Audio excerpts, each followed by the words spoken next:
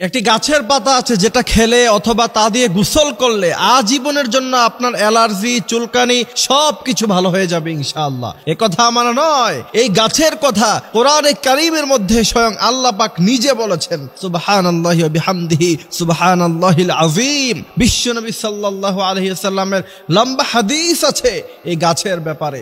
এই গাছের পাতা আপনি যদি চিবিয়ে খান অথবা তা দিয়ে যদি আপনি পানির মধ্যে ফুটিয়ে তা দিয়ে যদি আপনি গোসল করেন, বিজ্ঞান বলছে যে আজীবনের জন্য আপনার অ্যালার্জি, চুলকানি সব ভালো হয়ে যাবে। বর্তমান সময়ে পানির সমস্যা, এই পানির সমস্যা থাকার কারণে আমাদের অধিকাংশ মানুষের চুলকানি আছে না নাই?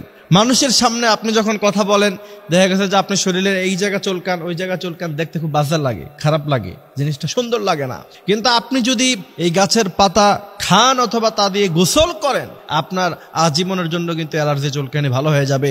কারণ কোরআনে কারীমে আল্লাহ সুবহানাহু ওয়া তাআলা হাযা তিবয়ানান লিকুল্লি শাই সবকিছু বর্ণনা করছে।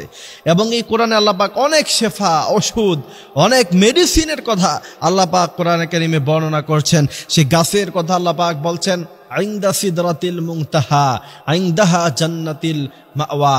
আকাশে আল্লাহ পাকের যে আরশ আজিম আছে সেখানে একটি গাছ আছে, সেই গাছের নাম হলো বরুই পাতা। ইনদা সিদরাতিল মুনতাহা, সেই গাছের নাম হলো বরুই গাছ।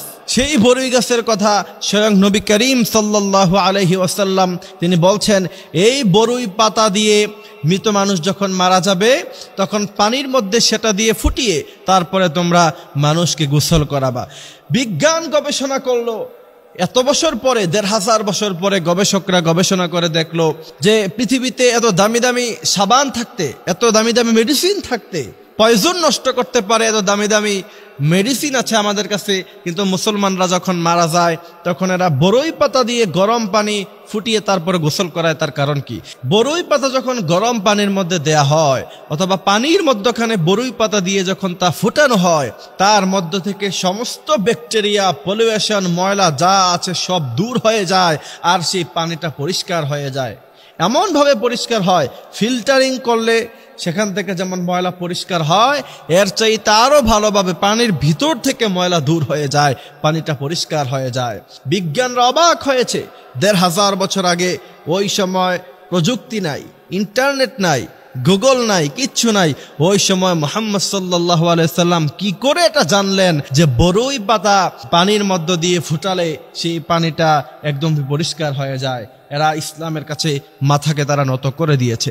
এই জন্য সেই গাছের পাতা আপনি যদি চিবিয়ে সেটা রস খেতে পারেন অথবা তা দিয়ে ফুটিয়ে আপনি যদি গোসল করতে পারেন, তাহলে আপনার শরীরে যেই পলিউশন থাকার কারণে চুলকানি হয় অথবা অ্যালার্জি হয় সেটা কিন্তু ভালো হয়ে যাবে।